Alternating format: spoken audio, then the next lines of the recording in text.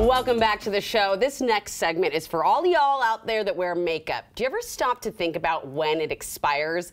You know you've been putting on your favorite lipstick and you've been like, that's a smell. Well, this morning we're getting a little reminder on when it's time to think about refreshing your cosmetics. And here to help is Bellevue beauty YouTuber Jodi Mannes. Thank you so much, Jody, for being here. Thank you for having me. I'm super excited. I have to say, when I saw that we were doing this segment, I was like, oh, because I am one of the worst offenders of this. I've had makeup floating around this studio for years.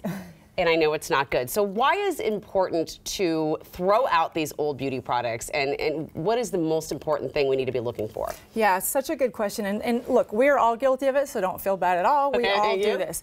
And part of it is we know that the best makeup look comes from really good skin. And so you have to have good skin in order to have a good makeup day.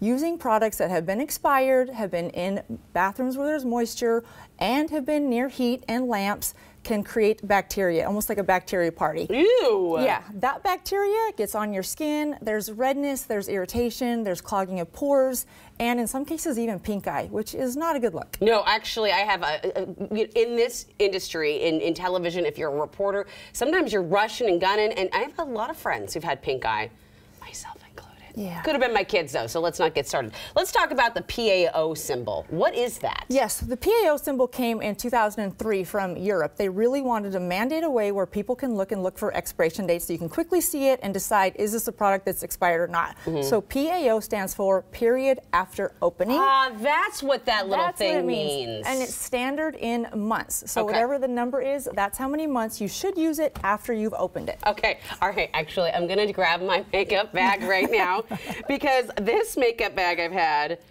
okay, so I can't quite, what does that say? Oh my gosh, I need glasses. I think it says, 24 months, that's 2 years, right? Yeah, perfect, yeah. Okay, well this is, I'm not gonna lie, probably been more than 2 years. And then I'm just gonna look at my, okay, no. You know what? Maybe I shouldn't have brought out my makeup bag. I have to say, there's a lot in here that I didn't realize. So what are some of the most commonly used beauty products that we have? Like if I'm going to go through this makeup bag, I need to keep an eye out for a few bad offenders. Yeah. Well, the first thing is you're right on track. Is that if we need to start by looking at our makeup bag and say, if this was a fresh set of eyes, is this a good makeup bag? Is it clean? No. And we won't put you on the spot. We all have that. But some of the biggest things that we have to think about is foundation. So foundation is a key one. It comes in liquid, as you know, cream, and sometimes powder. If it is oil-based, you're good for about 18 months. If it's water-based, about 12 months. If it's powder, you're good for about 18 months because there's no water in powder. Okay. So if you buy a foundation that also includes skincare, which many of our foundations today do. Sunscreen? Yeah, and or hyaluronic acid, for example. Skincare will start to break down after 12 months. So after that, you've kind of lost the effectiveness of the foundation anyway. Yeah. So that's the first one. What about mascara? Because that's something, it dries out naturally. And I'm going to be totally transparent and tell you that there's been a time or two that I've added eye drops to my mascara because I haven't been able to get out and get more. Right. But why is it so important to be throwing out that mascara? Yeah, mascara, and don't kill the messenger, but mascara is only really good with daily use for 3 months. 6 months with occasional use. And that's because our eyelashes have a natural bacteria on them. So when you're taking the mascara, the wand, you're putting it on your lashes, creating bacteria, putting it back in the tube, and you're doing this throughout the day, throughout the months, throughout the weeks. You've got to take it and throw it away. The other thing is if you don't hear this sound, then that means it is no longer good and you really need to get rid of it. Okay. So listen for the pop. Listen for the pop. I love that. Pop. Okay, let's talk about lipstick because I have lipsticks that all of a sudden have this weird smell. Yeah. What is that? That is bacteria. I hate to say it, but it's bacteria. Yes. In terms of lipstick and lip gloss, they contain a paraben, and so that helps with the preservative. So they can last you about 18 months. The key is make sure that you seal it after you've used it and don't apply it at the table after you've eaten. Oh! Because then you're taking food particles and putting it right back into your mascara, especially when you're talking about lip gloss where you're sticking it back in the tube.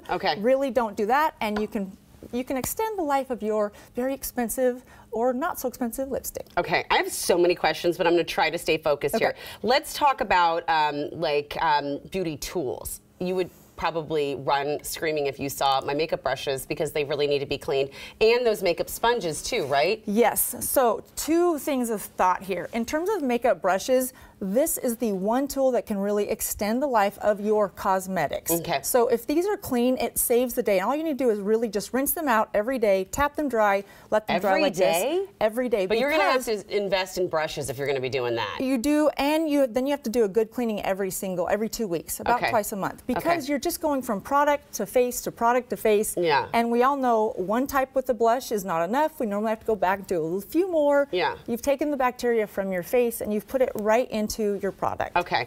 Makeup sponges. This is something my mom always warned me about because a lot of people like to use them wet, but that can also cause problems, right? It can. You want to use them really just slightly damp. Rinse them out, rinse out all of the dripping, let it all dry, get out. And then you want to use it damp. After you've used it, you want to rinse it off again and make sure that you squeeze all the excess water until the water comes clear. Okay. And then let it air dry somewhere in a dark area where it's cool, not heat. So not by your makeup mirror. Don't heat it because it'll make more bacteria friends. Right. Bacteria loves heat and moisture, so avoid those. Can I just ask you one real quick thing because we're out of time, unfortunately, and I want to ask you so many more questions. I'm so bummed we're out of time, but nail polish. I have been keeping certain nail polishes in my refrigerator for many years. Does it make a difference? The only way you can tell is if you shake it and it separates again immediately, then it's time to get out. But it's probably separated now. Okay. You shake it and let it sit for 5 to 10 seconds. If it separates again, it's no good. But if it doesn't, and nail polish can last for years, so I think you're in good shape. Okay, I do. I have a Chanel nail polish I saved my money for that I've had for, no kidding, 20 years. I've got an eyeshadow palette like that, so no worries. Jody, it was an absolute pleasure. So much great information. I hope that we see you again soon. I'd love to. Thanks so much. All right. Well.